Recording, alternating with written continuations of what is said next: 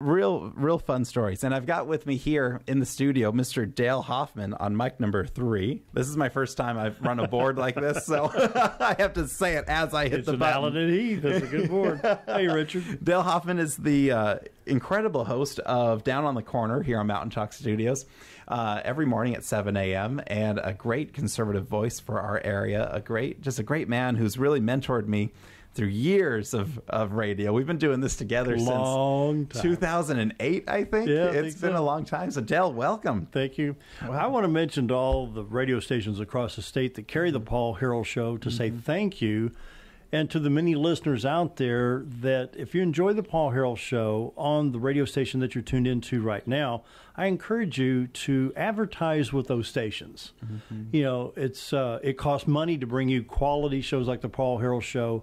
We worked for almost 4 years to work our schedule to where we could get Paul Harrell on Mountain Talk 97 here in Mountain Home. And I know there's 4 or 5 or 6 other stations from Springdale to Stuttgart, Russellville, and Little Rock that have Paul Harrell Show, and we're very grateful. And so, you know, if you can advertise on the station that you're listening to, do it. Do everything you can to do that. Absolutely. And tell your local stations you appreciate the Paul Harrell program. I have been such a firm believer in Paul Harrell and the mission that he's kind of taken upon himself. He was in here today, and I said, there's a vacancy at Fox News and TV. That's right. There's nobody taking Bill O'Reilly. That's very true. But it's so important in the state of Arkansas, especially where we live here in the Ozark Mountains, to stay involved and stay educated on what's happening down in Little Rock. Because here where we live, and even all across North Arkansas, and even in different areas of the state, we get news out of Springfield, Missouri. And so it's very hard to keep up to date on the nuances of all these bills coming out of the state legislature. And another problem is Little Rock, and I've said it on my radio programs, and Little Rock, I may get some folks aggravated in Little Rock. The state line don't stop at Greenbrier. Right. Highway 65 runs all the way to the Missouri line, and so there's life after Greenbrier. Absolutely. And so there's a lot going on in northwest Arkansas, north central Arkansas, you know, Harrison, Mountain Home, Imboden, Hardy, Pocahontas, Corning, Batesville, and places like that. Absolutely. And a lot of good people. And if we don't educate ourselves on these topics down at the state legislature, if we don't know how to argue against these people who they run for office as a Republican, they say, I love God, I love guns, and I love the Bible. And we say, all right, you're a Republican, go run. There's so much more. But you can always put a new cover on an old book. You can. I'm looking at some of the Democrats that switched over to Republicans. Some have done an outstanding job. Absolutely. But let's not just put a new cover on an old book. No, absolutely. We have to watch what Dale's referencing. There are these lifelong Democrats throughout the state who now they call up the RPA and say, "Hey, I'd like to be a Republican now," because they're shaking in their boots that they're going to get re-election. Yep, that election is around the corner. Contributions for sure. And there should be a litmus test. Litmus tests aren't a bad thing. We are the Republican Party of the state of Arkansas. And there's a lot of people listening who will say... We're supposed to be conservative. Right. There's a lot of people listening who will say, well, I'm a conservative, I'm not a Republican. But I've always believed that a good conservative champion is going to work inside the Republican Party and fight for the change we need, because you can have so much more power and influence. And our party platform as Republicans is the most conservative document. This comes from Phyllis Schlafly, who is just a champion of conservatism, the great late Phyllis Schlafly. And she said that the Republican Party platform right now is the most conservative document that the GOP has ever had. And she said when Donald Trump said, I will support the party platform, that's when he earned her vote. That's how important that platform is. And so we're going to bring that up a lot about the show today. We're going to go through all I would say one more thing real quick. Yeah. I talked with J.R. Davis last week. This is before all the execution stuff came out. Yeah. And I saw him last night talking with Don Scott on Channel 11. But we were talking, and he says, what do you think, you know, what's one of the needs of Arkansas? I said, look, if Governor Hutchinson considers re-election, tax reform in Arkansas. Tax reform. We're taxed, you know, after this internet tax, we help the veterans, but we just shot ourselves in the foot for everybody else. Absolutely. It's crazy. We need tax reform. When you look at the proposed taxes from our Republican legislature down in Little Rock, $380 million proposed new taxes. You got a tire tax for $1.5 million. You've got a digital products tax for $1.8 million. You've got a soda and candy tax, which just upsets me, at $10 million. They wanted an internet sales tax for $150 million and a gas tax because now, gas prices. I'm a firm supporter of taxing what I purchase, with the exception of food, clothing, and prescription drugs. The consumption tax, I think, is fair. I don't want my income tax. I don't want my sales tax on my vehicle.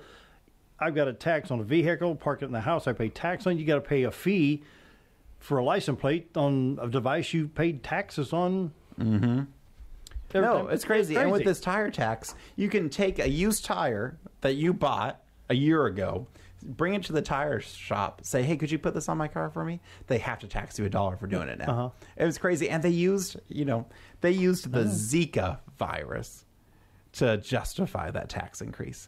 The Zika virus ended a few months ago. I mean, what absurdity we deal with down in Little Rock. It's crazy. And these are Republicans doing this. So that's why, to bring this back full circle, it's so important that we have shows like the Paul Harrell program who can educate the people on these issues that are so important. So when your state legislature comes down to your local diner, like if they came to Old Time on the Square, and said, well, we really fought the Zika virus this year down in Little Rock. You can say, you mean you by taxing my tires $1 every time I want to do it? Yeah. You got to be able to make those arguments.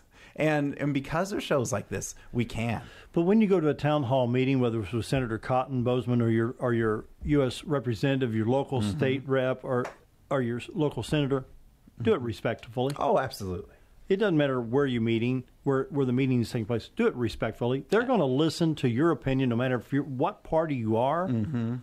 But don't make a fool of yourself and be on Facebook.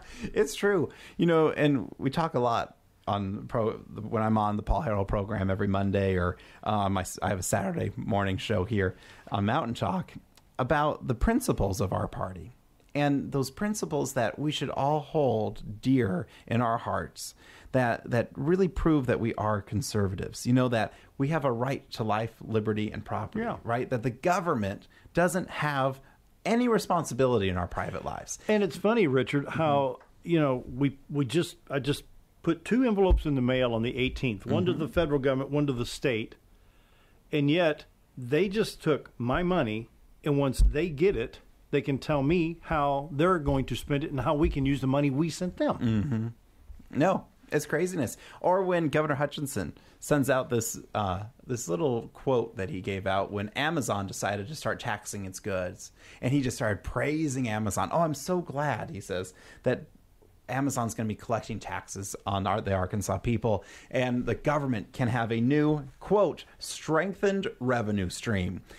What you have to understand is governments only make money by taking yours. Period. And so when these liberal Republicans start talking about strengthened revenue streams, revenue generation, all these fancy terms they say, all they mean is they're taking money out of your wallet. And I would be firmly supporting the Amazon tax, or $3.16 billion was spent at Christmas of 2016 online. That's a lot of money. Even if you had a 1 cent sales tax on internet sales in Arkansas, you could eliminate some other taxes. Yeah, you could. And that's what I'm talking about. Don't give me another tax. Eliminate 2 or 3 before you add one. No, absolutely. And what their argument is, if we give us this tax, we can generate some more revenue. We can cut other taxes. No, they're not going to do that. It was a smoke and mirror game when they said we're going to cut taxes for veterans. Well, we're going to use this tax for this, and they wind up repaving I-40 between Conway and Little Rock for the 14th time this year. It's true. So we're going to have to go to a commercial break here in a second, but stay with us today on the Paul Harrell program.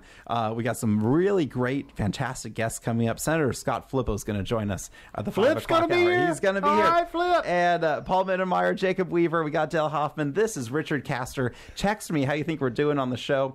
870-421-9684. 870-421-9684. Questions, comments on the show. We love the show to be interactive. So we're going to head to a commercial break, but stay with us right here on the Paul Harrell program.